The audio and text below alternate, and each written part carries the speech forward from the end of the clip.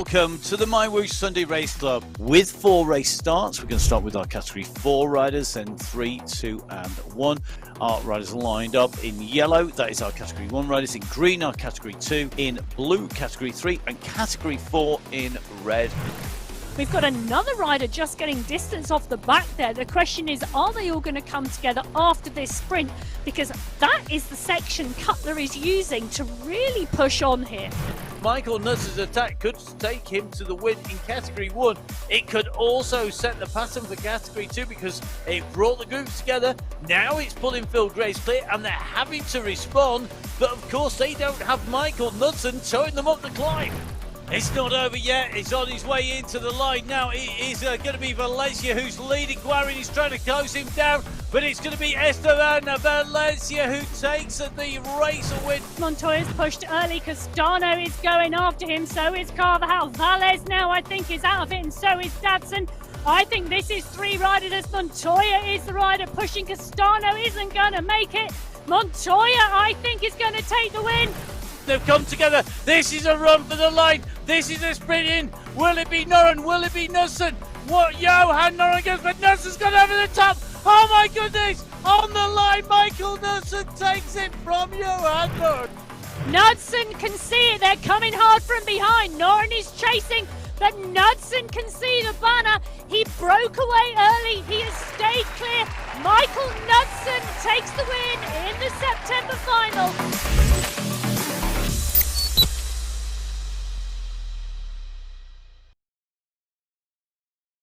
Hello and welcome to the MyWhoosh Sunday Race Club to Qualifier Race number 1.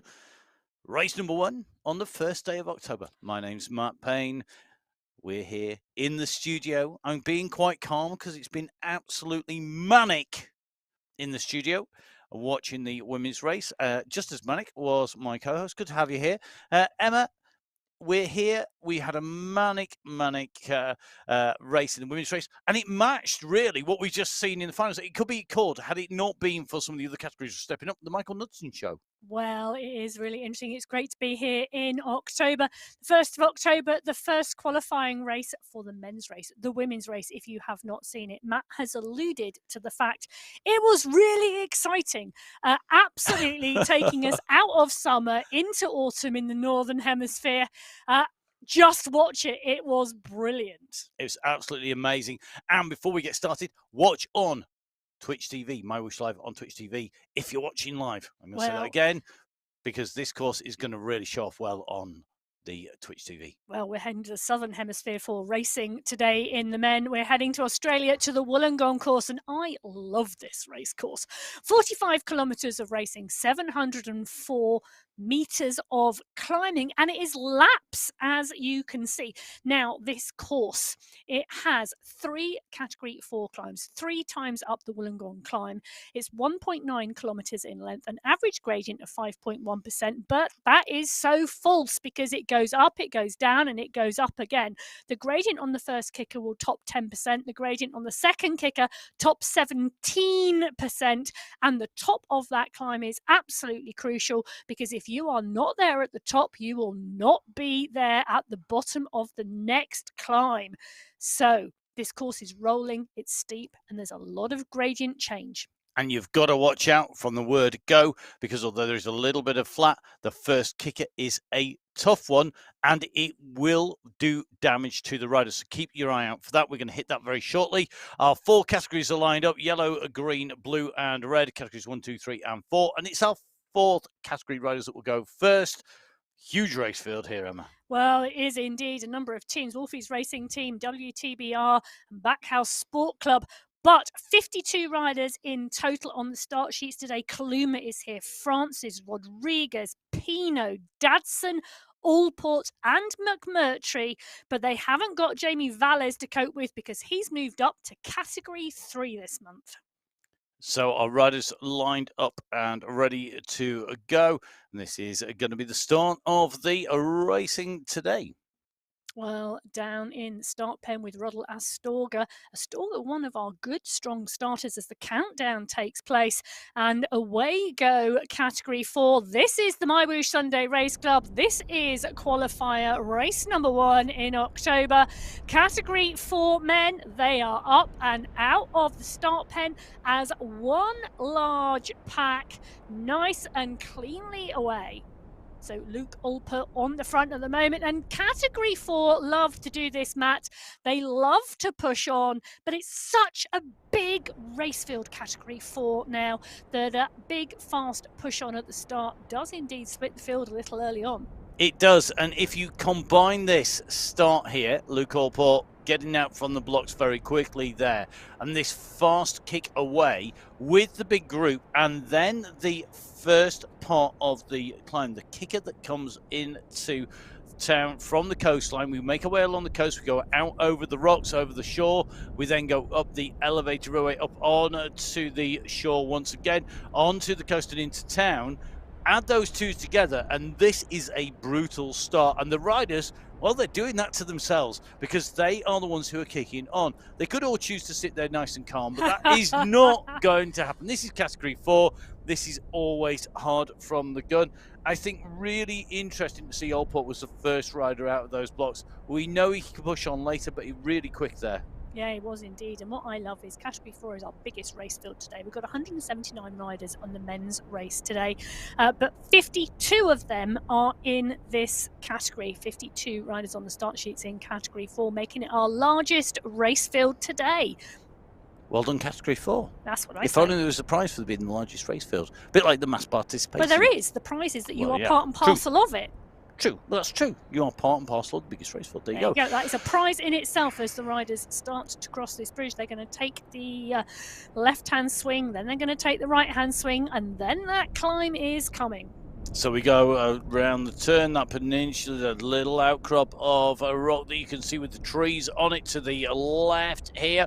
So we do the tight right-hand turn. It's a little bit of a descent to pick up some speed. It then picks up, you can see that gradient top right-hand side of your screen.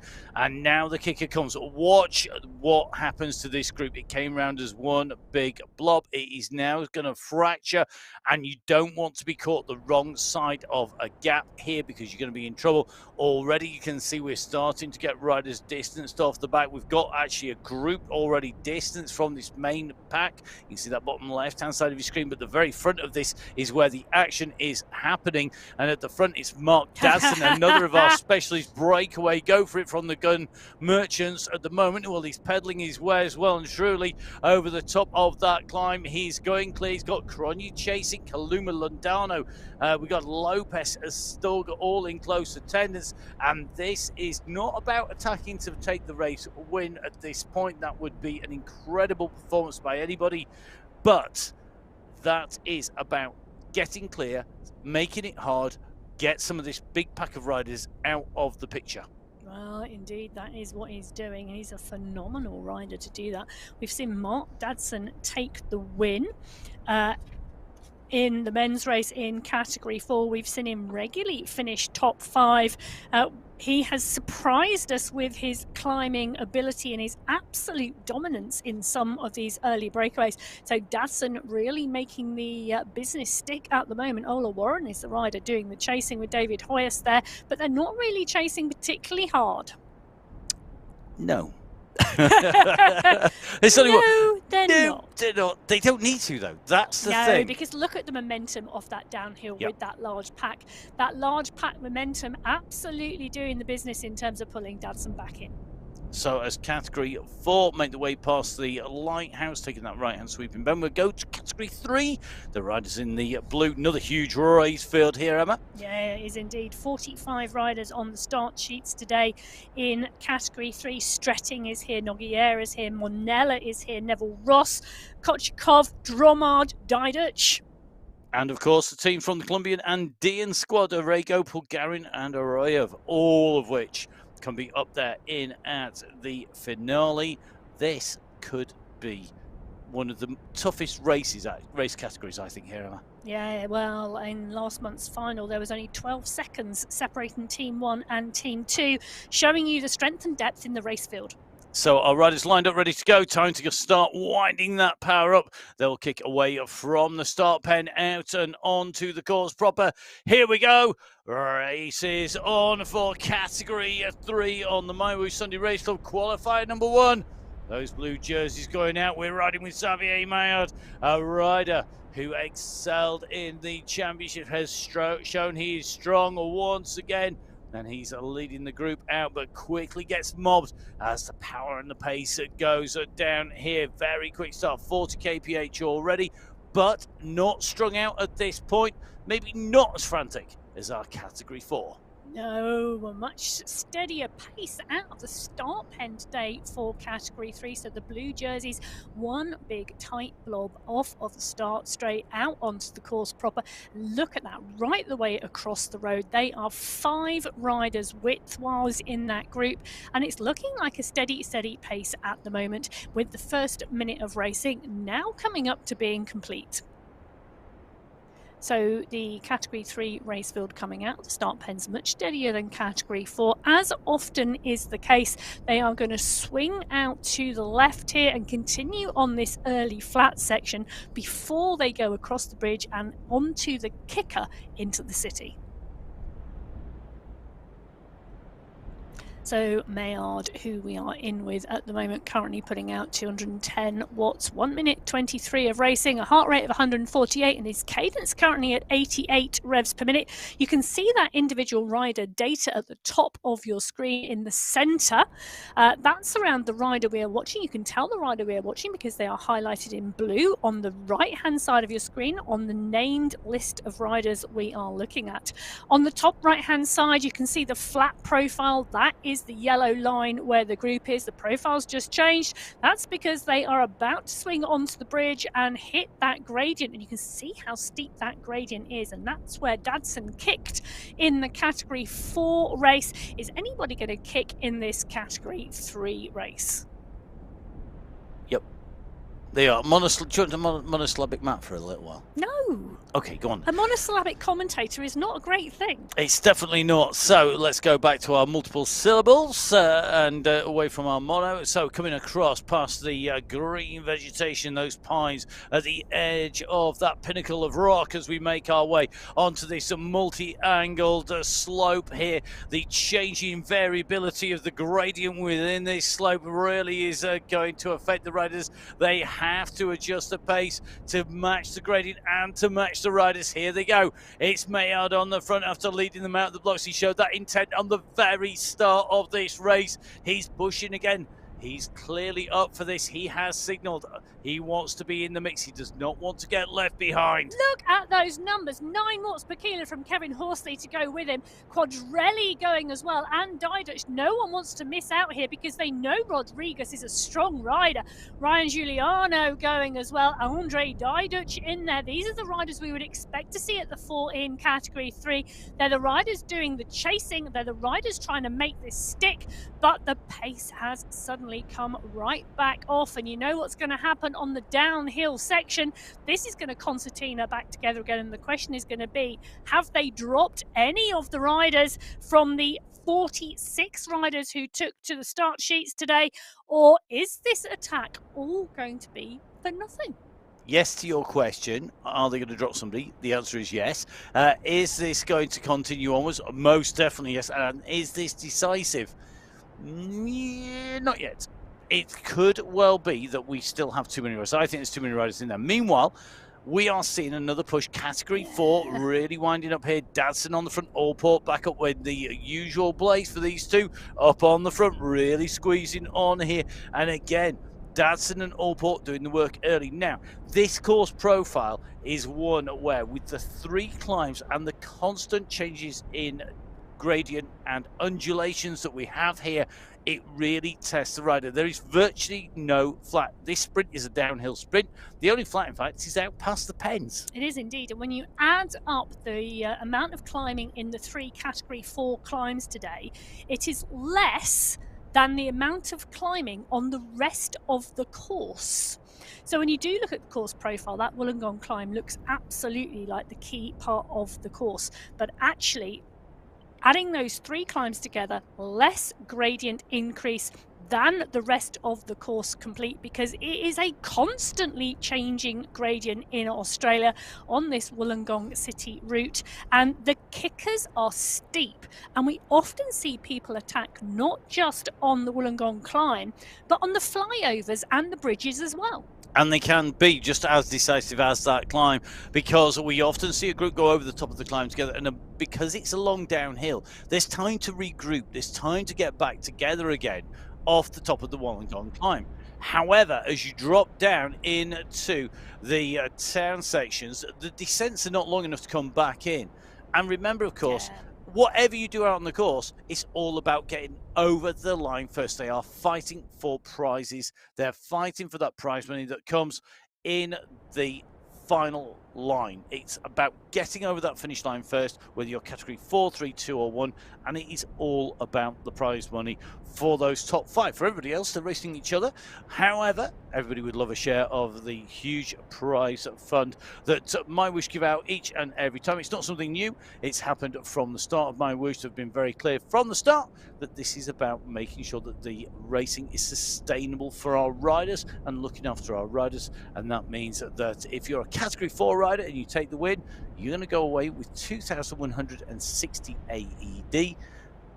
That then will change as we move up through the categories. So as we go from category 4 to category 3, 2,160 AED changes from being top prize to being third prize. Above that, second and first, with first prize 3,600 AED. A reminder, of course, in the qualifying races, so that's every race except for the end of month final, it is individual classification only. The team classification only comes in the monthly final, and that's true whether you're in categories 4, 3, 2 or 1. Now, 3,600 first place in category 3 is third place in category 2. Category 2, 6,000 AED for first place, 4,800 for second, 3,600 for third, 2,400 for fourth, and 1,200 for fifth. And of course, the prize is the same across men's and women's race categories. That equality has been in from the start, so the same prizes across both categories. But the big prize comes if you win category 1, because the top prize, it's not 2,000 AED, that's for fifth. It's not 4,000 AED, that is for fourth. It's not 6,000 AED, it's third place. It's not 8,000 AED, that's second. It is 10,000 AED for the win today in category 1. Now that is for the verified result, remember, of course, so that means that the riders have to have the correct kit, it has to be checked, and of course that verification process includes the dreaded AI, as well as, just as importantly, and if not more importantly, the Mark 1 human eyeball and brain, which keeps everything in check. Now, speaking of the Mark 1 human eyeball and brain, Emma has been eyeballing up the currency in a different currency for a rider or a relevant place around the world today. Go on, Emma, where are we? I'm going for the Antipodean attacks that we've been seeing in category 4, and I'm going for a New Zealand dollar. Okay. So 10,000 AED, 4,541 New Zealand dollars as of the exchange rate I've just got on Google right now. So over 4,000 New Zealand dollars for the win.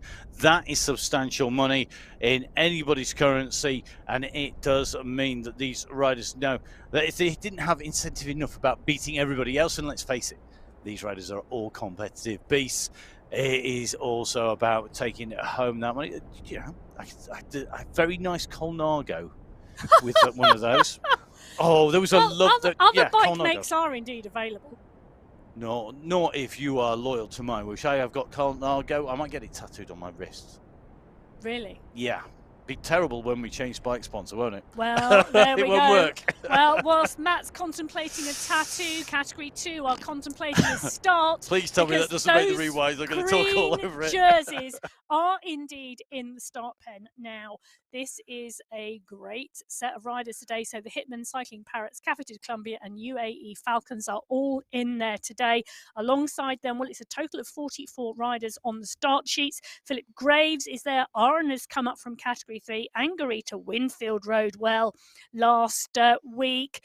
Quintero, Ospina, Hernandez, Biarhead, Simmons, Al Ramethri, all on the start sheets today. This is going to be another cracker. Well, we're in with Johan Moreno as they continue to turn their legs in what is the final seconds before they go. The power is about to go down. The gun is gone, and away go Category 2 on the MyWhoosh Sunday Race Club qualifier race number 1 for October 2023. Well, the ride has left the pen, and well, we've got one or two riders just distance off the back there at the moment, and that's Johan Moreno, who's having to do a little bit of work there to get back on, because the pace is, whilst not particularly high, it's quite strong at the front, and they've got up to speed really, really quickly. So within 30 seconds, they topped 40 kph. That pace was high, the pack is big, and that's enabling them to roll strongly on the road. I think I saw 45 kph on one of our riders there, just moving up through into the bunch. The front settling very quickly to 40 kilometers an hour. If you work in Imperial, it's 25 miles per hour. If you work in that measurement rather than in the almost universal kilometers per hour, you can see on the left hand side of your screen we do have riders that have been distanced out from the start. It looks like most of those big names here in Category 2 in this bunch: Winfield, Quadrelli, seeing Graves in here, Spratt in here, real big mix of riders. Orengo's in as well. Carsten Meyer, Carsten Meyer has been on great form. He's riding strongly I agree. Out on the roads and the outdoors as well as indoors, isn't he? Yeah, I agree completely, and it's been really interesting watching this Category 2 race, Phil, because the Hitmen for the last couple of months have been absolutely dominant in the team competition. Now the Hitmen have Bjarhed, Simmons, Uys and Graves in the final last week. You know, they did indeed take the win, but Hubbards ran them really close, you know. First, second and ninth for the Hitmen, third, sixth and 10th for Hubbards. Just 58 seconds it came down to that team competition between first and second place. So the domination of the Hitmen being shaken a little bit last week in that monthly final. It's going to be really interesting to see how it plays out. And I think the Hitmen are going to hit to the front here because this suits them down to the ground. The course in Wollongong, one where an aggressive attacking riding is going to be rewarded at the moment. Van Haren on the front there, but look who's in with him. You can see Graves is moving up with Primero, with Krasnich. Simmons is on his way up as well. One of those Hitmen, Oya, making his way up towards the front. I think we are going to see a really, really aggressive race. Oviedo going through very fast, and the roll through here, the churn as it's known, as the riders come to the front, they move around in with the back of the group towards the back, then back to the front. Really, really is quick today. That Simmons opening up the front of this group here with Van Haren, with Graves. They have really done some damage, and look at the group behind. It's panic stations. There's a lot of people going into the red to make sure that they do not get dropped and let a group go clear. There are some very strong riders in Category 2 that could solo away, because this course does suit a ruler-style rider, somebody who can push all the way through despite the terrain, no matter what it throws at them. And if you get a group of strong riders at the front, 3 or 4 riders, a breakaway could keep clear of a big pack. So very, very attentive is the demand put upon the riders to be attentive, to keep their eyes on the riders. To give you an indication, we're coming down past this lighthouse. It's about 15 to 20 seconds quicker than we saw Category 4 come past the lighthouse. That is how fast these riders are travelling in Category 2. So Category 4 currently down the road, being chased by Category 3, then Category 2. Last riders away will be Category 1. We've got our big team in here, but we've got a lot of riders racing some very big names. Yeah, so 38 riders on the start sheets today. And yeah, big names indeed. Van Elst, Van den Eckhout, Kaminski, Carradine, Martins, Bjorklund, Limbong, Harburg, Safrasadsen, Nasker, Walter Vujassin, Osborne, Noren, Vink, Knudsen, Dawson, X100, SS, Popovic, you name it, they're here. And it has been so close, but Vink and Osborne, they are back today. Yeah, to quote one of the riders, The two dads of racing in this are back in the gang, and it could be that everyone else is riding for third place, but that's not always the case. Fink's been beaten, Osborne's been beaten before. What's going to happen today? It's qualifier race number 1, and we are go for category 1. The last riders setting off from the pens here in Wollongong, a host of the World Road Championships, home to the MyWhoosh Sunday Race Club Men's Race Qualifier 1. We have Michael Vink, the man who set the term down on this course of doing a Vink. It was here that he did it. It was on the flyover coming back round towards the pens at the end of the first lap that he put in his first Vink-esque move. Well, this is going to be about who can take it to Vink, who can take it to Osborne. They have both been riding World Tour level. They've been riding the Grand Tours. They are strong riders, but that does not mean they're going to have it their own way. We've got a who's who of esports. Zach Nair is in here. We've got people like Saeed Safrazad. We've got Michael Knudsen in here. We've got Lucas Zanaska in the mix. Hassan Sultan is absolutely flying at the moment. Well, never make an assumption about who's going to win the race just by looking at the start list, because things happen in cycling. If it didn't, there wouldn't be a bike race. This is a bike race, and Jasper Paradines is in here as well. There are some cracking riders in this race today. We're just seeing a push at the moment on the front, and we're seeing an early push trying to lift the pace, but the pace is quite high already. We're just shy of 40 kilometers an hour. It has been absolutely rolling, and this is the flat section before it rolls into that bridge. We're coming on to the bridge over the water. It will sweep left, right. It will sweep left, then it will sweep right, and then we will go up the climb. And this, I imagine, is going to split like the rest. The question is, will this split permanently, or will it just be a short-lived split? Jakob Bjorklund is wanting it to split because he's the rider gone down the road. He's already 9 seconds clear now. He's giving himself a really good chance here because Bjorklund is already 8 seconds clear before they hit the uphill section. So bang out the gun has gone Bjorklund. Van Elst, Osborne, they are chasing, but they are not chasing hard. Michael Vink now coming to the fore because, well, Bjorklund, if he goes clear, this could be dangerous early. So Bjorklund pushing on, he's going clear at the moment. This is a seriously good attack here from Jakob Bjorklund. Martin's the rider going hard after him, currently at 9.4 watts per kilo. Jason Osborne kicking over 10, Kaminsky over 12, because they can all see the damage here. Osborne now on Martins, going over the top of Martins, trying to catch Bjorklund. Kaminsky is going too. The riders behind are looking at each other a little, and they're pushing up the climb, but they're not pushing at a pace to catch the front.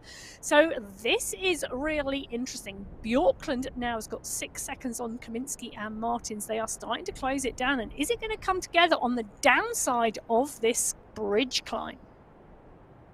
Well, it could be really interesting, isn't it? Dropping down and then kicking up again on the right of your screen. This gap, these groups that are parting, coming back together again on the main part of the climb. This is a strong group, isn't it? I think what you're saying about the, this could stay clear, and I think the riders who are up there have that strength and pace, but you've got strong riders in that chasing group like Ian Lloyd who could come back. I'm not sure Category 1 are going to do the same. I'd be very surprised to see 4 riders going clear at the top of the ascent of Wollongong at the first time in Category 1. However, we are seeing some seriously big moves here, aren't we? And there's a lot of power being put down very early. Well, I think last week in the September final, everything got mixed up. Everything got mixed up because Knudsen has had a couple of sprint finishes. Yes, sprint finishes throughout September. Riders have taken him very, very close to the line. He had a sprint against Fujassin in Belgium. He had a sprint against Noren at the top of the Jebel Yace. Last week, Martins finished 4 seconds behind him on the Passo Alto. And the Italian Gelato squad won the team competition from the UAE clan team. So things are getting mixed up a little. People are coming into form at different points of the year. People are in big training programs. People are riding and racing indoors now, transitioning from an outdoor race period. And look at what is happening. On that bottom right-hand corner of your screen, we've got 3 clear, distinct groups there already in this Category 1 race. We're 3.2 kilometres into this race. We've got an attack off the front. We've got a large group of riders, and then we've got a second group now distance behind. When we were just in with that Category 4 race field, we had 4 riders off the front, 52 riders in that Category 4 race field, multiple blobs on the road. Absolutely decimated on the first lap through Wollongong. Yeah, really telling us. Now, I'm just taking a little look here, Emma. We've got the riders breaking up in Category 1 a little bit here, and there's some very familiar names sort of sitting and hiding out the way. But Category 3 are on to the climb, and they're almost at the top of the climb here. So the polka dot banner comes in, and that comes in 200 meters before the top of the climb proper. But already Category 3 catching some of Category 4's, and it's the riders we would expect to be there. Plus, we're seeing strong riders. Really interesting. Both Khan and Bert Kayan are both right at the front of this group well, here. This climb would suit them. It's a very steep climb, and it's short. It's only 1.6 kilometres in length, and let's not forget, part of that 1.9 kilometres is downhill. So it's not that total distance uphill. The Kayan brothers have got phenomenal sprint power. This type of climb, it goes to 10% on the first climb, 17% on the second climb. This suits someone with a high kick, rather than a constant I can ride 15 kilometers at time trial pace. So it is going to suit the Kayan brothers, but it also suits a number of different riders as well. So I love the fact that these courses mix it up and we see different riders coming to the fore week on week because of it. But look at that. It's a multicolored blue and red mountain at the moment. It is, and I'm loving the right-hand turn. You can just see the riders coming, creeping up to the corner, going underneath that yellow banner on the radar view, and then it opening up, stretching it out, and the gap opening. And you can see the dots just picking up pace as they go through, and it's reflecting what you're seeing on your screens at the moment as they go in. And the work that is being done here to stay in the group is absolutely phenomenal. I mean, look at the amount of riders that are having to sprint in. The riders are trying to stay in the draft. They don't want to get dropped. This pace, the speed here, 66 kilometers an hour is scary stuff. Well, and we've talked about the importance of the top of this climb before. The absolute importance of, if you are not there at the top, you won't be there at the bottom, because the momentum over the top picks up pace so fast that you have just got to be in it to win it. Yeah, 100%. You've got to be so attentive. You cannot let gaps go. You've got to almost pre-anticipate that people will kick it over the top, because that is the best tactic at the top of those climbs. Open a gap, get up to speed quickly, push over the top and build momentum. We know people like Pablo Popovic is an absolute past master at that, and he's passed on all of that to the squad from the UAE clan team. They are our predominant team here today, and the team mix of Popovic, SS, Mr. X100, Vink and Knudsen.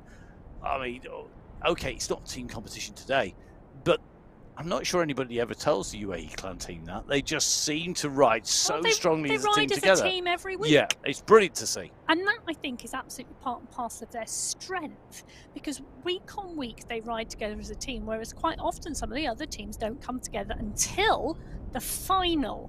And actually creating that bond, creating that community, and creating that knowledge about each other, and creating that trust and commitment to each other is also absolutely important in those team dynamics. Yeah, and I think that point is really well made. It is key.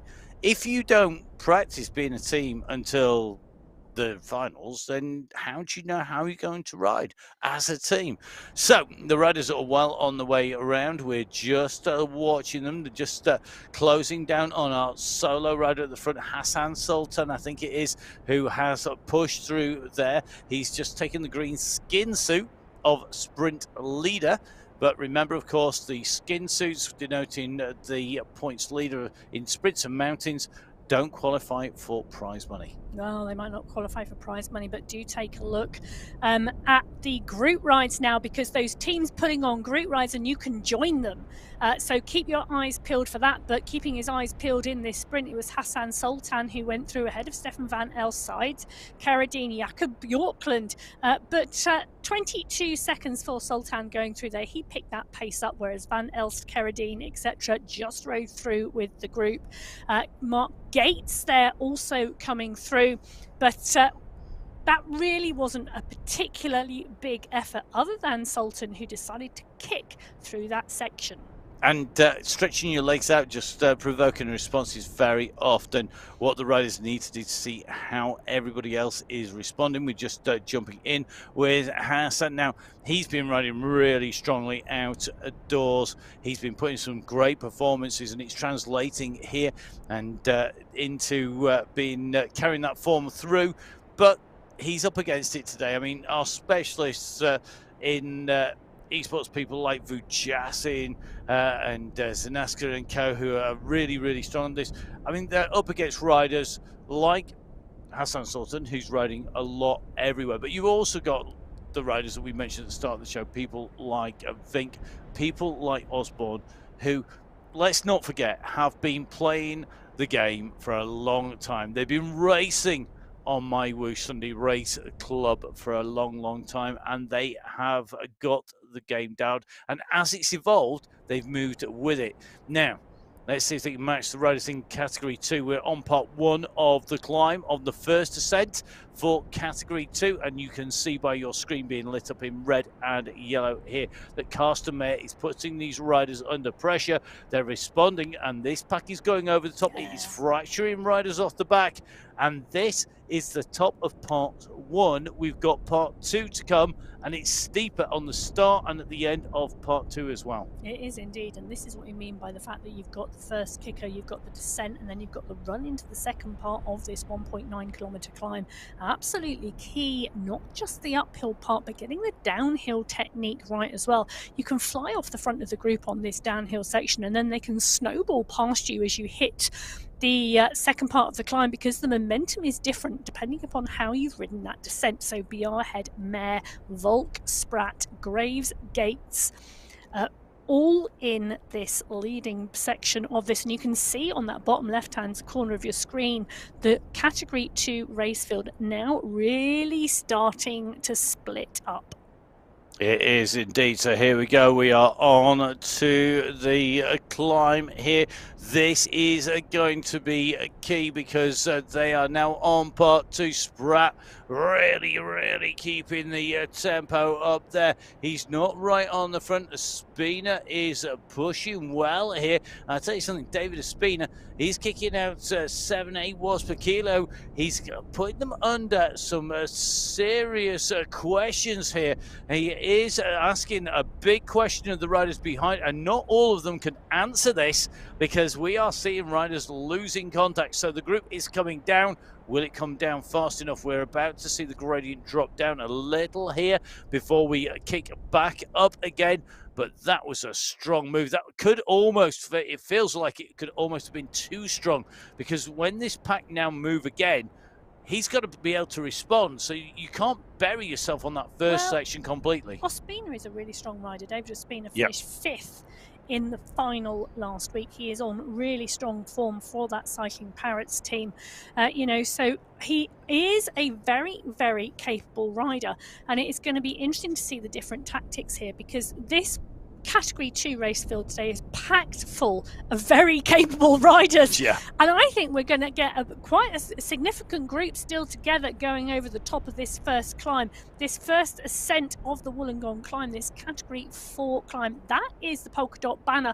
Let's not forget, though, it is 200 meters from the top of the climb, because the top of the climb will be the finish line, and the climb segment finishes prior to the top of the actual climb itself. So this is the banner indicating the end of the segment. We still have a steep part of the climb to go, but this is still a large group of Category 2 riders. Yeah, it is, and as they move up towards where the yellow banner is, so the finish will be on our final ascent here. Remember, 3 ascents of Wollongong. Category 2 approaching the top of the climb in its entirety, not just the climb section, but Category 1 still to reach that point. Remember, 9.3k means that we have 400 meters to go till we hit the climb itself. The riders take this left-hand turn, they're going to see it in front of them. Oh, just confirmation, Matt. 17 riders going through in that Category 2 leading group. Wow.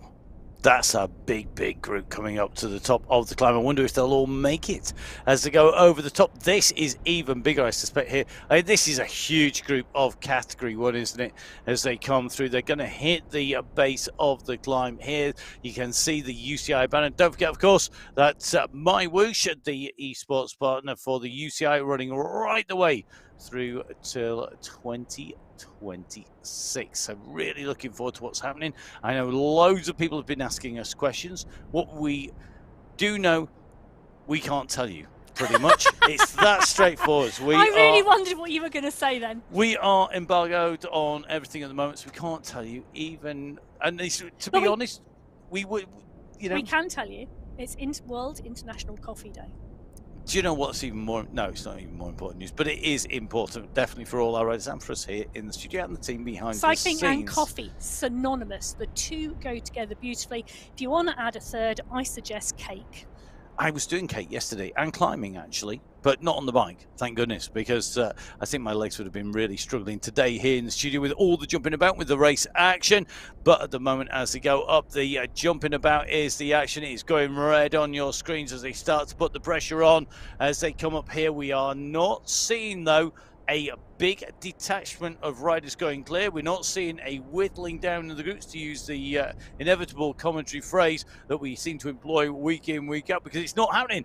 This is not. They haven't managed to chop that group in any kind of way. There's been no axe wielded by the riders at the moment, and the pressure is on. We're just starting to see the first of the riders maybe just dropping back a little bit. But remember, we're going to drop down, we're going to accelerate, and then we're going to go running into the next climb.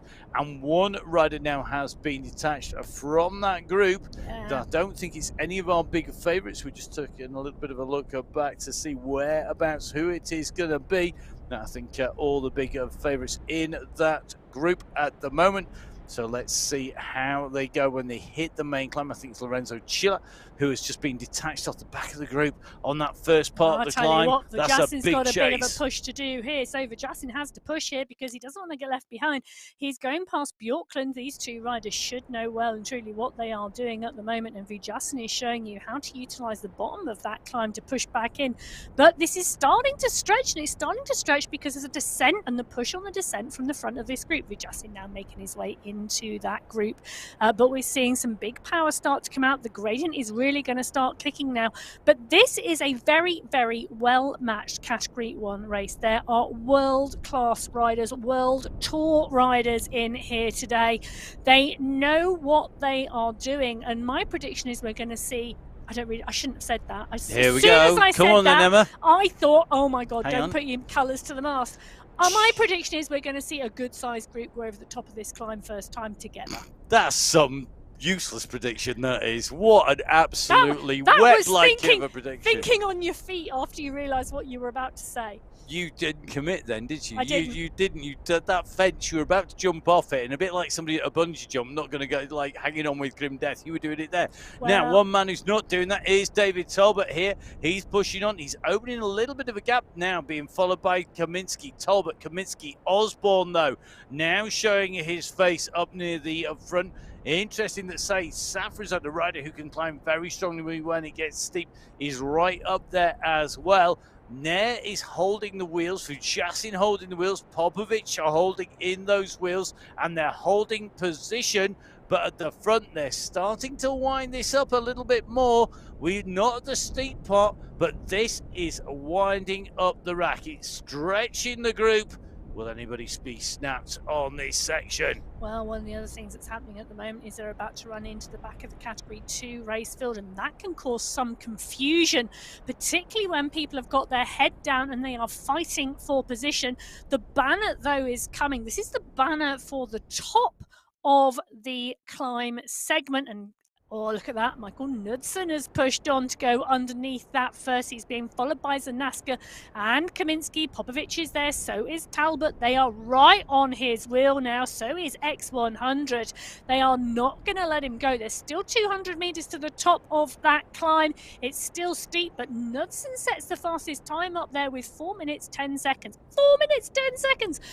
Followed literally on his wheel by X100, his teammate Michael Kaminski coming in 3, David Talbot, Pablo Popovic, Lionel Vujassin, Lucas Zanaska and Zach Nair rounding out the top 8, but 0.8 of a second separating those 8 riders, showing you the strength and depth of this Category 1 race field today. I'll tell you something, Emma's 4 minutes 10 seconds exclamation,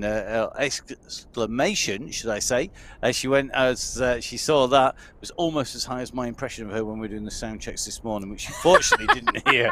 So fortunately for you, you didn't hear it either. Our fantastic production team unfortunately subjected to my impression of Emma this morning, and they are not going to be worrying too much about that. It's price worth paying to watch this action unfold in front of them. What a place to be, watching the action here on the MyWhoosh Sunday Race Club. They're bringing you the action. They are watching all these races simultaneously, trying to pick out as much as they can for everybody. I tell you something, it's an enviable task. It must be really bad at some point to end up with that job, but you know what, they're doing an amazing job. We've got to say a big thanks to the team behind the scenes for helping us to keep you entertained and to keep our riders informed. Don't forget, if you're watching at the moment, you need to be watching on the Twitch TV if you're watching live, because it's MyWhoosh Live on Twitch TV. And that gets you the action in great definition of super fast. If you're watching it back, don't forget, of course, that we are this week testing 4K on the YouTube channel for this week. We will let you know where to watch in the future. Don't forget, of course, that you can subscribe. Tick the subscribe button, tick the follow button, get notified when we go live with this. Don't forget, of course, that you can also follow MyWhoosh on social media. So it is MyWhoosh on Instagram, on Facebook. It's my_whoosh on X, the platform formerly known as Twitter. You can catch up with me. It's at Matt Fix of Pain on Strava, on social media, pretty much everywhere around the place. And of course, you can catch up with Emma. Do get in touch with Emma, particularly if you have got a pain cave you want to show off. Make sure you tag in MyWhoosh and at Biking Emma. So make sure you tag that in there and let us know what you're getting up to. We'd love to know what our riders have been up to. It helps us. We want to know whether you've been doing a big training week, whether you've been climbing mountains everywhere. If you're out in Wollongong, and we do know that there are people watching who are regularly in Wollongong, show us the pictures of the climb in real life. And yeah, I have take a watched screenshot of you on the course. So if you are out there, here's one for the MyWhoosh channel. Take a picture of you outdoors where you ride indoors. Yeah, grab a screenshot of exactly where you take the photo outside and put them side by side next together. Or if you're not as technologically advanced, a bit like me, put 2 in 2 separate posts next to each other. So please, yeah, definitely, we would like to see. So if you're on, for example, in Wollongong, you take a turn up the climb, take a picture from the summit of the climb, and then show us where that is, and you out riding the course. If you are riding in the UAE, also go do the same. We'd love to see that as well. Make sure you tag at Biking Emma, at Full Speed Events, at MyWhoosh, and at Matt Fitzpatrick in there. Well, we've got the 4 different races on our screens at the moment. We've got 4 groups at the front. The leading group of 4 in the Category 4 race have indeed been caught, and that's now looking like a leading group of 7 at the moment. So 7 riders leading that Category 4 race. They are just shy of 2 kilometers ahead of the Category 3 race field. That Category 3 race field, that is a big group at the moment, 22.6 kilometers into this 45-kilometer race. At 18 kilometers going up that steep bridge back into the city is the Category 2 race field. It's stretching because Mendekowitz is pushing on at the front there. Knudsen comfortably in that Category 1 leading pack. They are 3.2 kilometers behind Category 2, just up and over the first ascent and descent of the Category 4 Wollongong climb, and they're coming in to the next little kicker. They are indeed. This is going to be really interesting, this spin round here. This is where Vink is likely to do a Vink if he does, because this is where he got the term coin first time around. You can see the pressure is on, and they are stretching it here. Who's going to take this out? Well, everybody knows this is Vink's place to attack, so they're putting the power up early in anticipation. We saw them kick there at around 6 watts per kilo. The pace has quickly settled back down because everybody had their eyeballs at Vink's place. They did. They are all watching. That's the problem. Once you've shown that race tactic, once we've talked about it 1,000,001 times, then of course everybody tends to be aware of that. But that doesn't mean you can't catch people out. But the rider's now onto that flat section that takes them down past the pens once again. You actually see the rider pens coming up on the radar left-hand side of your screen. They're also making their way towards some of our Category 2 riders. They are denoted by the green disc there. At the moment, this leading group with those kicks and attacks are starting to lose more and more riders, so the group is starting to go down. From the back, we're also seeing one rider pushing off the front here. Who is it on the move? And now somebody is stretching their legs, and this is provoking a response. It looks like it is going to be. I'm trying to grab. You're trying to work that out, aren't you? I am. It's yo-yoing up and down on the right hand side so fast. I'm struggling to see, and that's because the positions are changing so often. We're in with Science Safrazad at the moment. He's definitely not down the road. It is going to be. I thought it was Johan Noren, but I'm not going to swear blind to that. No, it's not. He's in with Knudsen.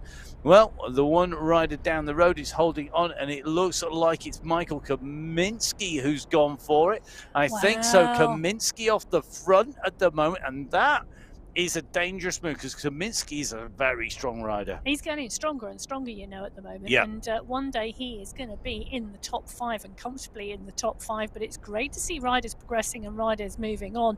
So Kaminsky pushing on. He's the brave rider out front at the moment. And, well, they're going to swing into the bridge shortly. And they're going to swing up and over that kicker climb into the city. Now, Kaminsky has gone before the climb. We're currently on the flatlands at the moment. I think he's trying to do a sneaky one off the front to see how much he can get in a place where nobody expects him to attack. But the pace is quite high. You know, that pack is rolling around 40 kilometers an hour. And, well, we are currently in with SS. SS's heart rate sitting at around 133.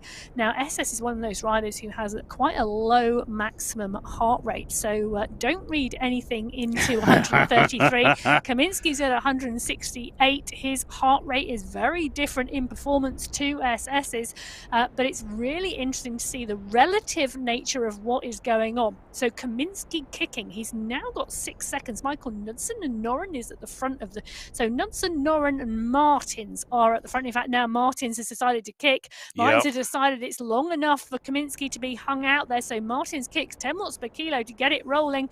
Knudsen is coming behind as well. Noren has decided to go. Osborne too. And they are now pushing on, but they're not yet on that kicker, you know, Matt. They've still got that little climb to go. Yeah, but they know that they can't let riders. Once Martins was able to, if he got across to Kaminsky, that's 2 riders doing the work.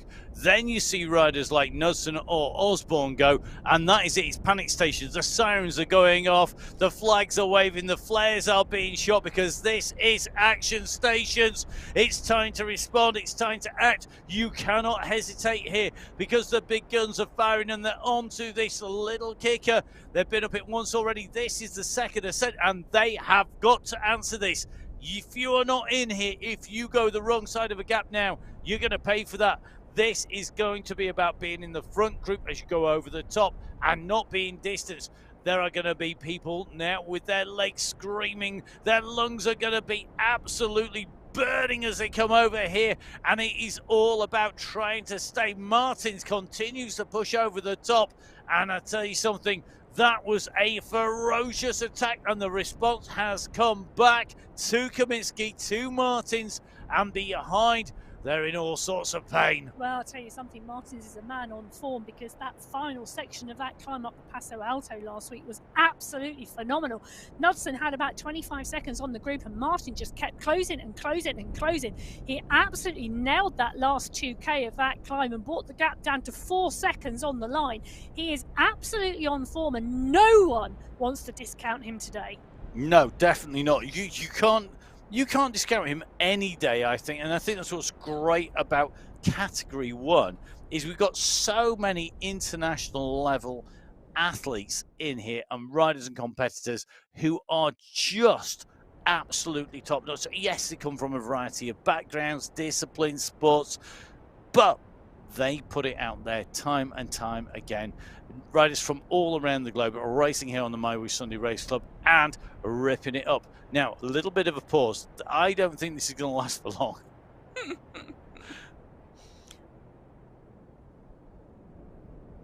Bit of silence. I know.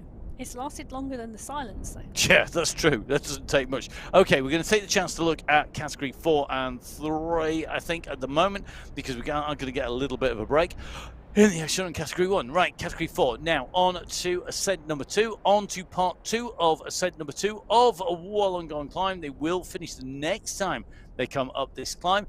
Mark Dadson and Luke Allport, after showing that early intent, are up there splitting this group into one long line. Look at that compared to Category 3, who at the moment are all the way across the line there. They've picked up some of the Category 4 riders as well in that mix who are staying with them, and that is a clear indication that the pressure could well ramp up a fair bit more from where it is. We're starting to see the chevrons come in red and yellow. However, look at the difference from Category 3 to Category 4.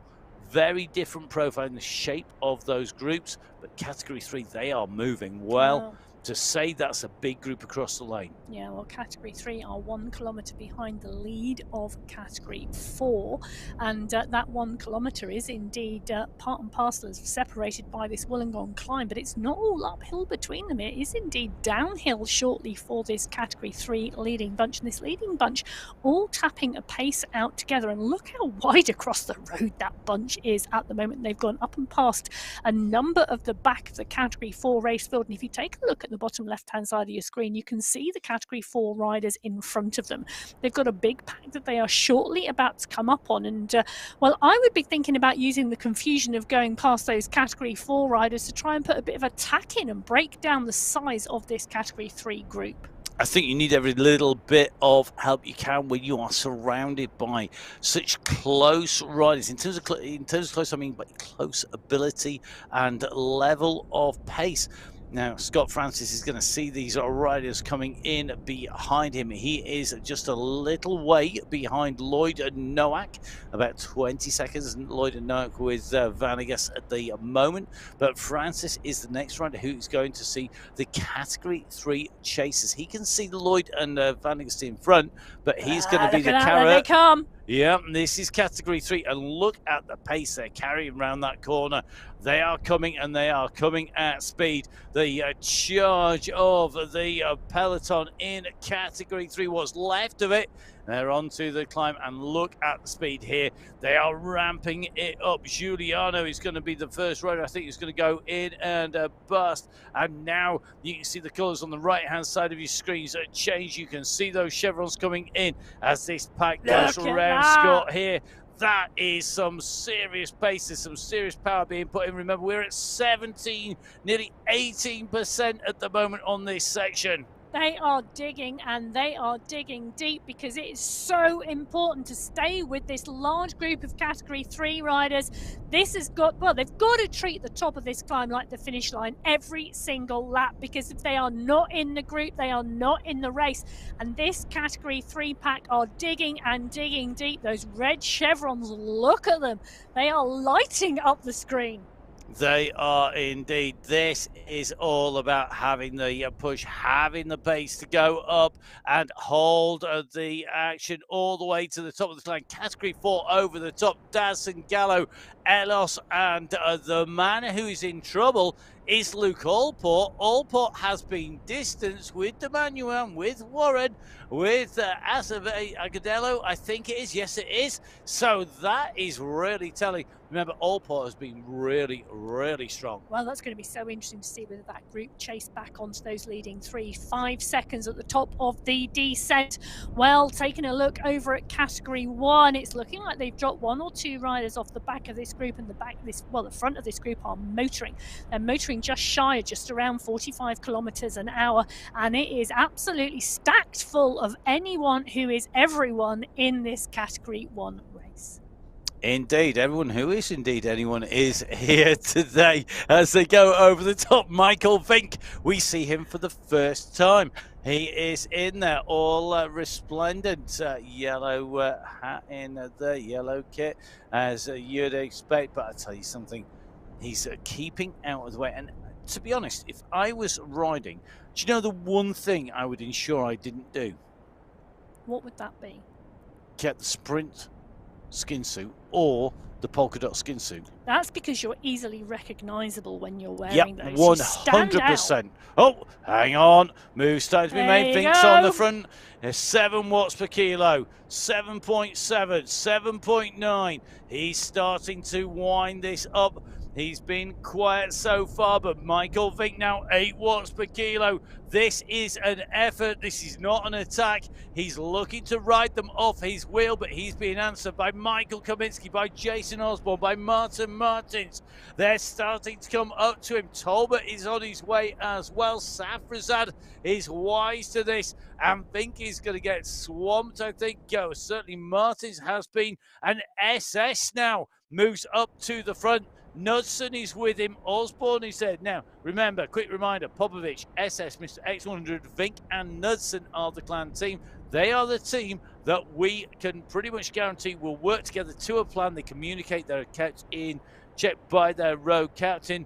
And look at that, Van Els there with the fastest time, because he was chasing that group down through that sprint.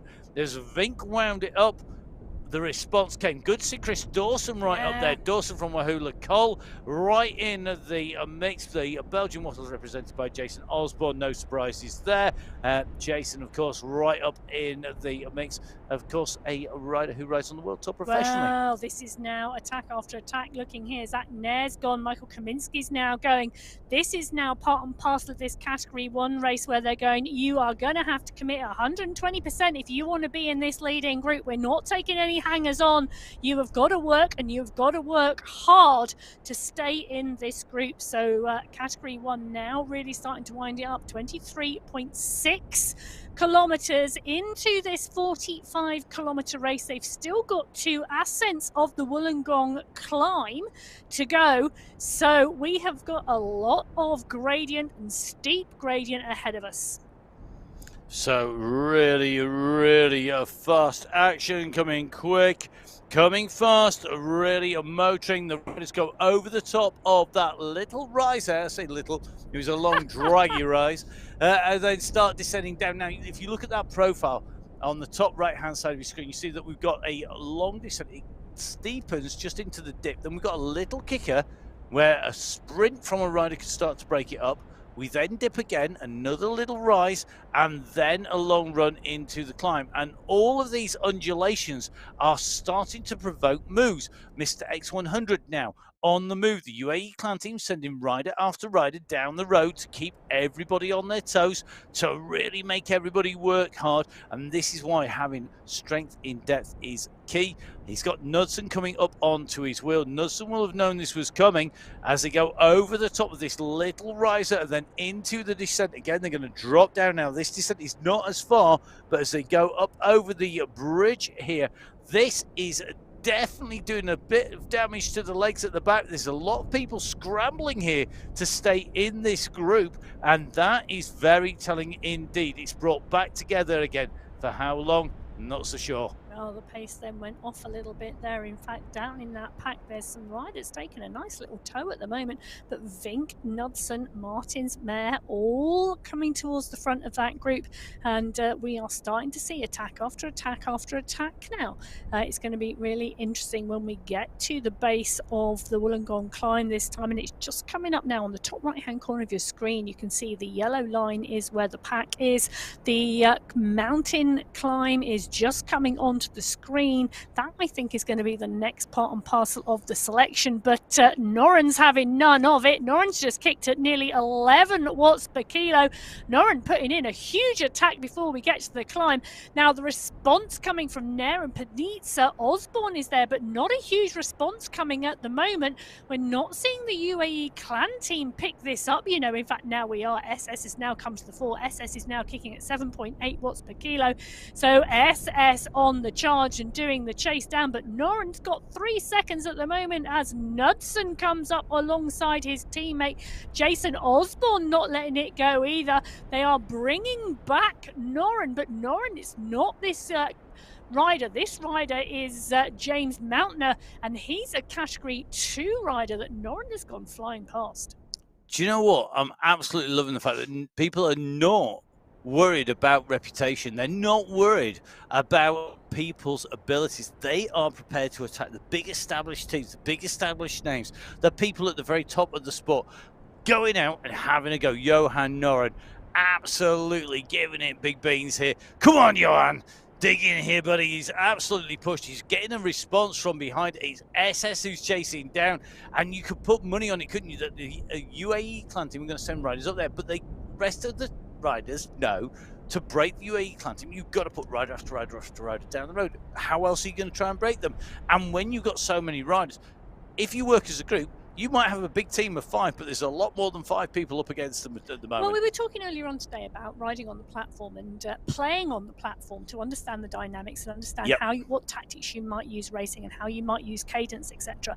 You know, the qualifiers also allow you to play whilst racing and try out different tactics, because it's the team competition at the end of the month where the big money is.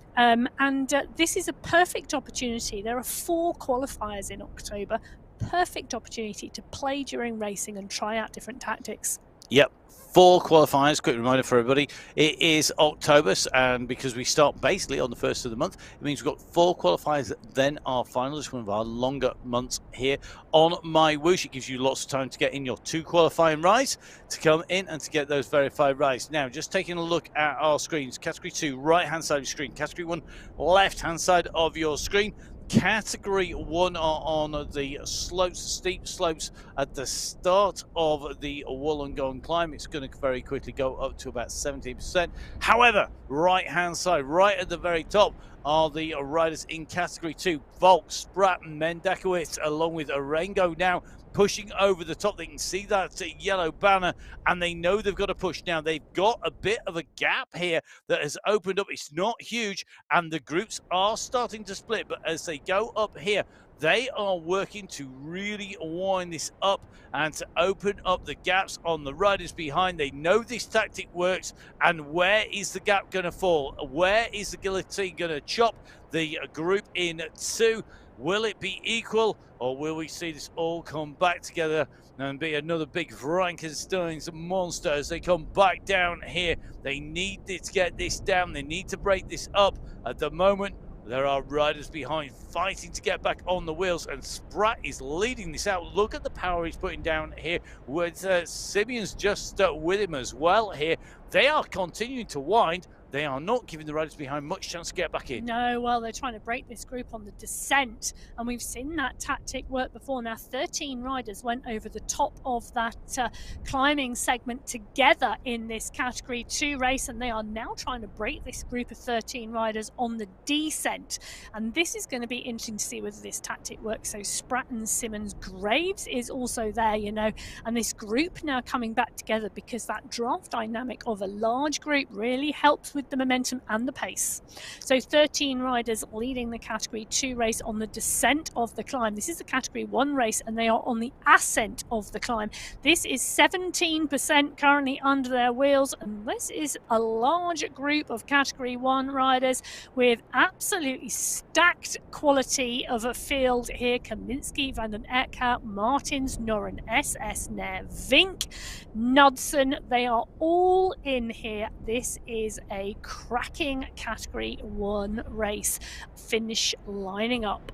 I'm absolutely absorbed by these tactics and by who is answering. So for those of you who are maybe new and wondering why we're getting so absorbed in, it's all of the data. This is the critical thing.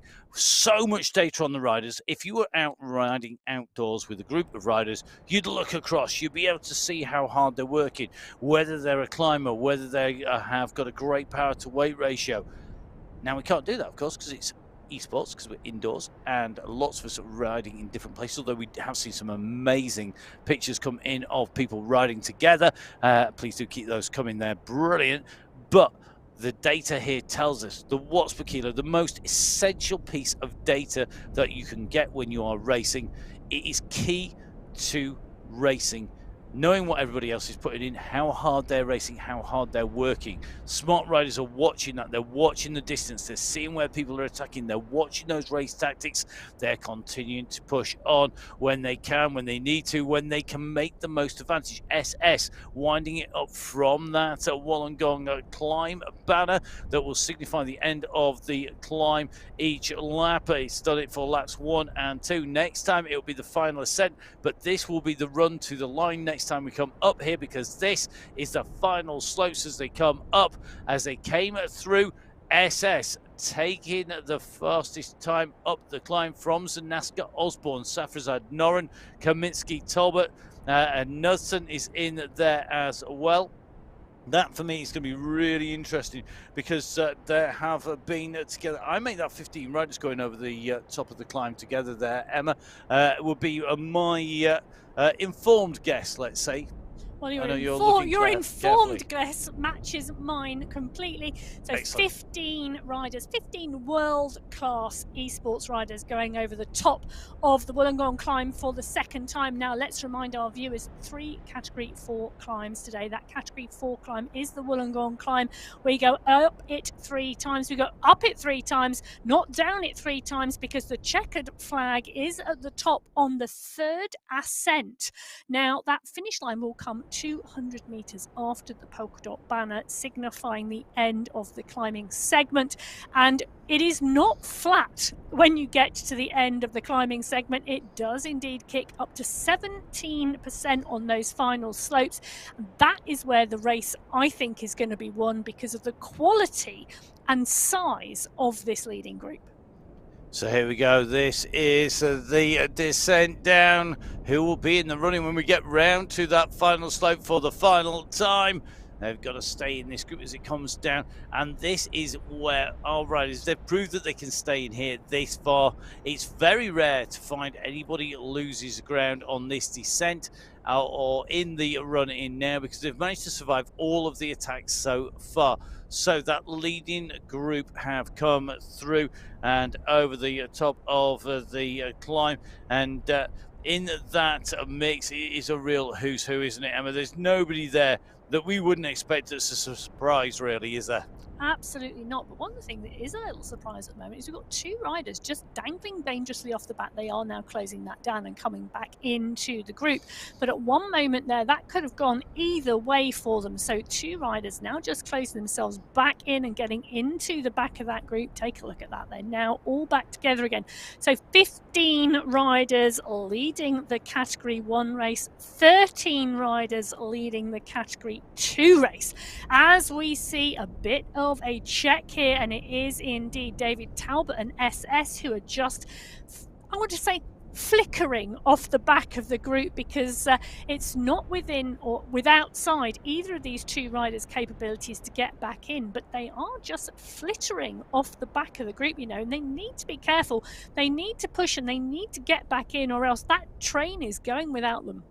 It is, and if that train goes without them, they are going to be in major trouble. Now, I'm just watching this. What's happening? The gap's opening up. Talbot and SS are more than strong enough to be able to go back to this group.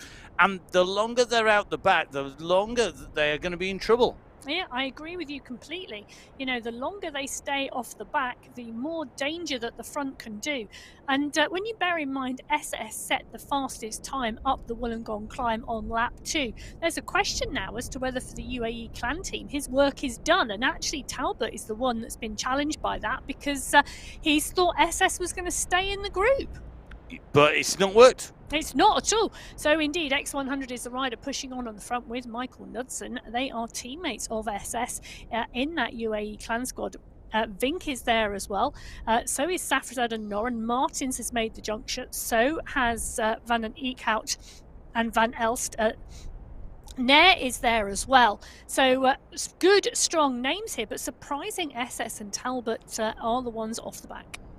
So coming into this little bump here, Matt, we've got the lining up already. Martin Martins, we've said he's looking strong. Jason Osborne is side by side with Martin Martins. Belgian waffles are there, you know. This is interesting. It is, and they know that they've got to push here. So it is at the moment Martins who's leading out. Knudsen is on his way. Vink is right in the mix. So's Vujasin, so's Noren. They've all got to be holding on here. The group has been split. It has been broken on the turn. Vink's turn. It is that corner. It's that flyover. And do you know what? He's still in the mix, and they've got to be starting to get worried. How long are they going to go before Vink puts in his decisive attack in here? If he can. At the moment, he is not sticking. Jason Osborne is in here, and Osborne is on some absolutely cracking form as well. Let me say, when Ryder comes out of Grand Tours, out of taking that step up to the very top of the tree, that they know about it. And now Knudsen on the wind up here. Vink is immediately behind him, though, straight onto the wheel. So Vink with the white cap, white shoes, chasing the skin suit with the polka dots. That is Knudsen. Osborne has that white helmet on right behind. They're joined by Martins, and I think they're the strongest to come into the fore now. They know that if they wind it up here, anybody who is distanced is off the back, because this is about pace, it's about power, and it's about draft. Well, one of the things we have just noticed, or I have just noticed, is that they are about to come on to this group indeed. So this is the leading group, well, not this group. This group is the leading group in Category 2. The second group in Category 2 are literally just in front of the group on the left-hand side of your screen. So we're seeing 2 green jerseys in there, and that indeed is 2 Category 2 riders. Kranich, who is a cracking rider, is slotted into that group, you know, and they are going to start to mop up the rest of the Category 2 race field. So we said 13 riders in the leading group in Category 2, which leaves 6 riders left between this chase group and the leading group, and they are all going to be class riders. They are class riders who are going to be mopped up. Jonas Bjarhed is in here as well, and the question is, how much of a tow are they going to get? Vink is pushing here, so is Osborne. Are they going to go for this? This is Zanaska in here too. Look at that up the road. This is Henry Hughes and Oviedo, and Quadrelli are the Category 2 riders they're about to catch. They are strong Category 2 riders. The question is, are they waiting for this group to try and jump in and jump on? I think they have to, because they know that this group is going to get there. It's going to make it. It's going to come up to them.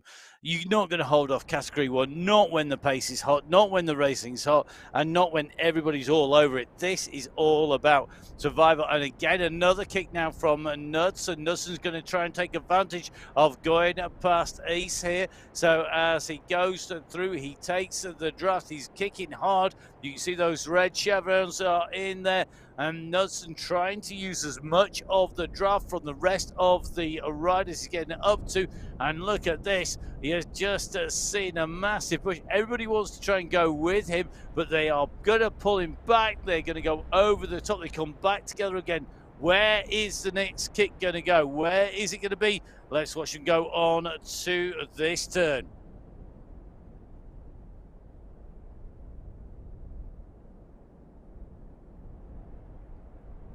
So here we go, onto the turn they go, onto the right hand, and the pace has come off for Category 1 because Category 2 are holding with them. That's not going to be the case along on to the climb.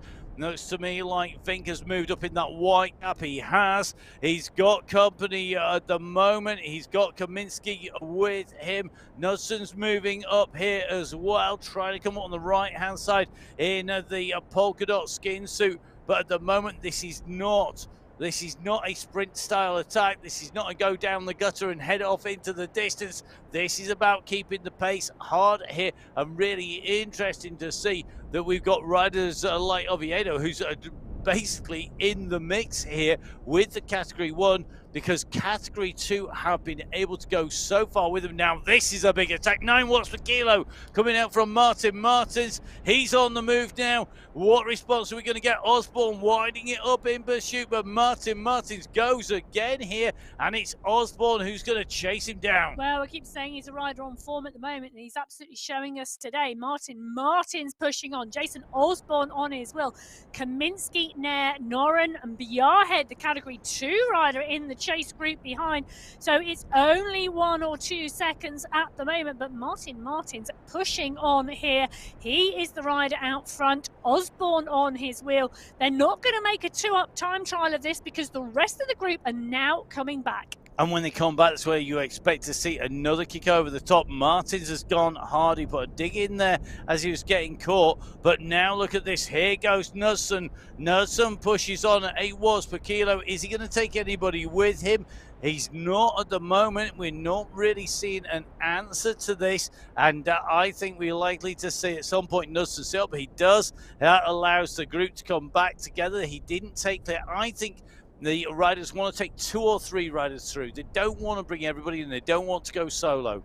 Well, that's it, isn't it? And how do you ensure that you take the right 2 or 3 riders with you? That is the absolute question. If you could answer that, you could answer pretty much 99% of road tactics out on the outside, never mind on MyWhoosh and on the Sunday Race Club. Well, taking a look at this on the right-hand side of your screen, these are the Category 2 riders. They are up the road from the Category 1 riders on the left-hand side of your screen. I'm just trying to take a little look, around 1.5 kilometers up the road. That's about the distance between the leaders in Category 2 and the leaders in Category 1. And I'm loving the fact that the young rider Cam Winfield is indeed in that leading group in Category 2.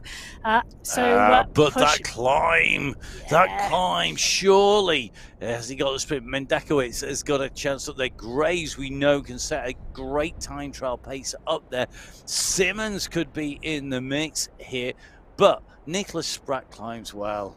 Yeah, well, Cam Winfield absolutely putting on some fantastic form this summer, under 23 mountain biking as a young rider, also putting in that form to great use on the MyWhoosh Sunday Race Club.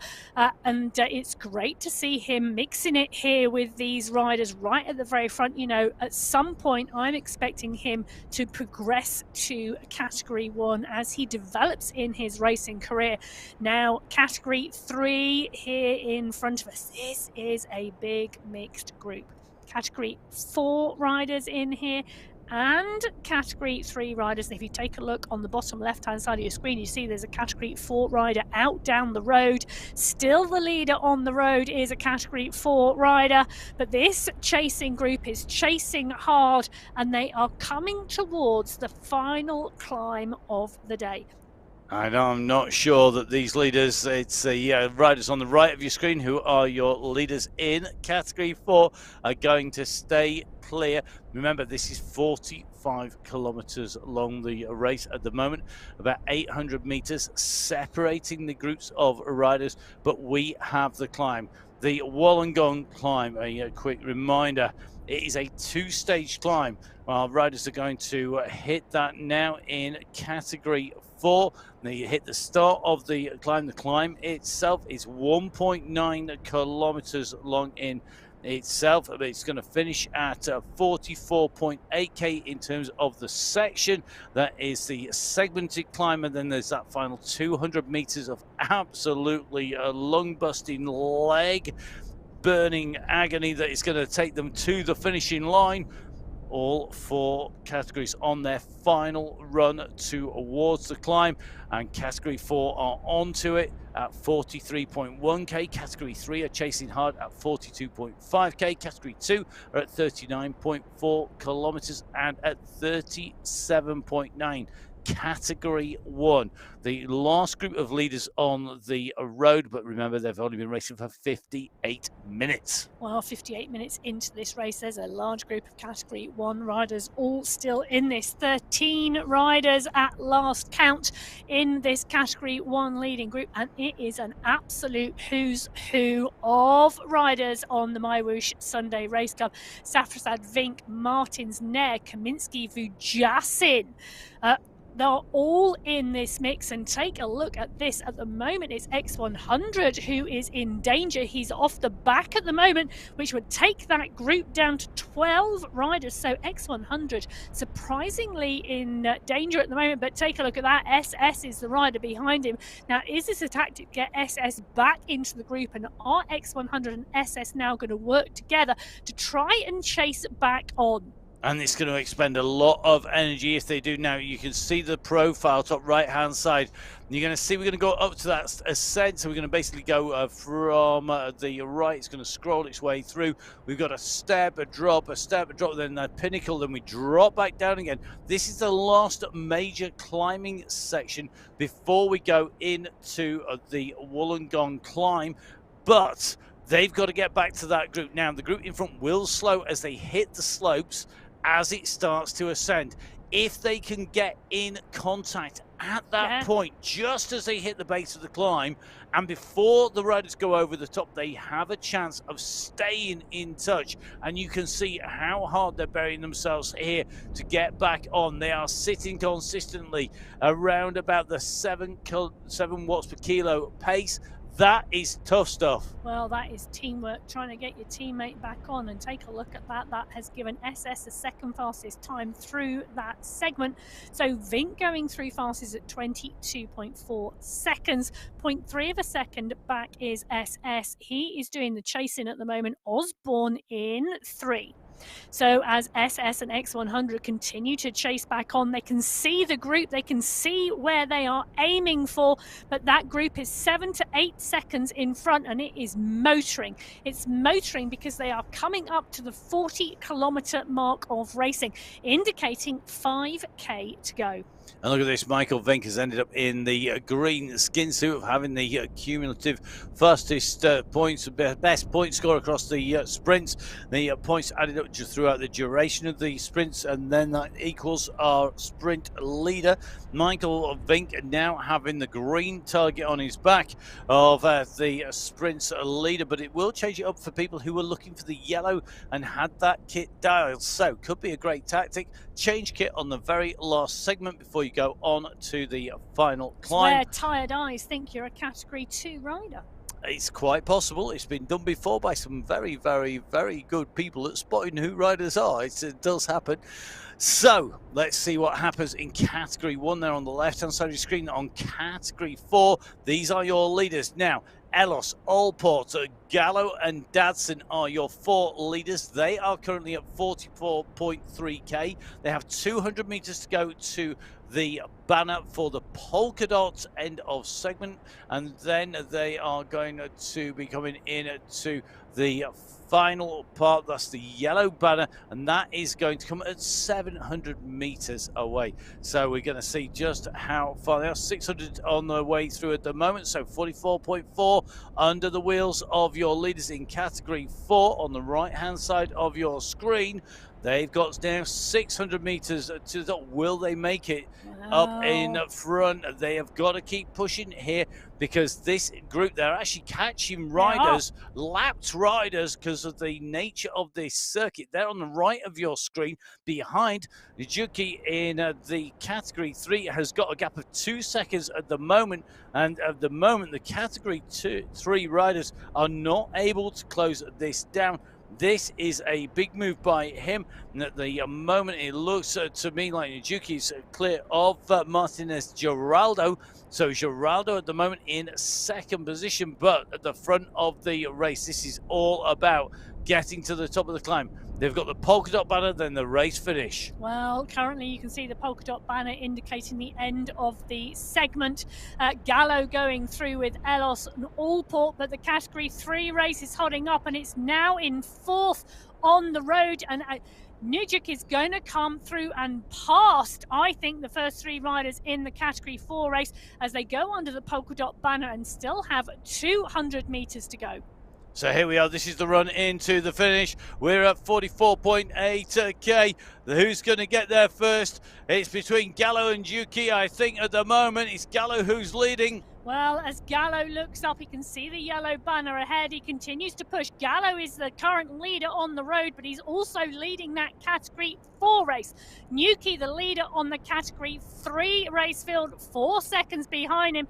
Is he going to make the catch, or is Gallo going under the banner first? So Gallo goes through, he's pushing around the corner. That is the finish banner. Gallo is going to take it in the Category 4 race. He's going to take the win on Qualifier Race number 1 in September. We're then going to see Elos come through and Yuki's going to come through for first place in the Category 3 race. So Nuki goes to the top of the leaderboard with the fastest time, courtesy, of course, of having the 5-minute deficit that he made up and passed the riders all but our race winner overall. Remember, of course, though, that the prizes are per category. So Categories 3 and 4 decided in terms of the top spots. This is Category 2 on the right of your screen, Category 1 on the left of your screen. This is going to be key now. 43.3k of the 45 kilometers covered for Category 2. They are on the upper slopes of part 1 of the climb, and the pressure is on. It's a multicolored chevron. In fact, it's all red now. It's gone from having yellow. They go up on to the top. This is absolutely key. And look at Mendakowicz at the moment. He has got the lead here. Graves is responding. Spratt is able to respond. Van Haren is starting to be distanced here a little further down. But I think we're going to see 6 riders in contention over the top, unless Van Haren can pull out something special. But on this descent to part 2, that is perfectly possible. Category 1 hit the base of the climb. Category 2, they're heading into the start of part 2 of our final climb at Wollongong. Well, it might be part 2, but Spratt and Mendakowicz are absolutely flying. Winfield just doing the chasing, and here in the Category 1 race, they go into the final climb as one big bunch. Zanaska, Venden Akhout, Vujasin, Nair, Safrazad, Kaminsky, Vink is here. This is a who's who. We've said it was a packed field today, and they are giving us some great racing. Johan Noren is in here, as well as Jason Osborne. They are absolutely side by side and across the road at the moment. So side by side and across the road in the Category 1 race. They can't shake the riders in the Category 2 race either. Mendakowicz, Spratt, Winfield, Van Haren, Graves, Rengo and Simeons all together here, lined out in this mountain climb. They are tapping up the hill at the moment in Wollongong, and this is what is going to decide this race today. So the decisive moments for Category 2 and 1 still to play out here. They have seen Categories 3 and 4 finish. They are done and dusted in terms of the top positions. However, in Categories 2 and 1, it is still all on the mountain. It's all about this climb up. Category 2 now over the steep first section. They're now into that easier second part. They've got to go up to the third step, and the third run is the killer. That is where it's all going to go pear-shaped. If you have expended too much energy, you need to have a kick left, or 2, or maybe 3, because you're going to need it. There is so much talent in this pack. There's so many strong riders, and there are so many people who can put in a phenomenal sprint. 7 riders. Man, what a group. Van Haren, Graves, Winfield, Spratt, Simmons, Mendakowicz, Arengo, all in the hunt, all able to take the win here today. They are now coming into towards the upper slopes. Meanwhile, Category 1 leaders on the left of your screen simultaneously coming into the base of part 2 of this climb. The sprint is on for the banner for the polka dot on the right of your screen, and then it is going to be a further 200 meters to the finish line. And at the moment, it is Von Haren leading this up towards it. Winfield is answering, Medakowicz is there, Graves is there, Simmons is holding on, Spratt is in trouble, so is Arengo. They've got to pull that back, but there's still distance. It's about this next kick.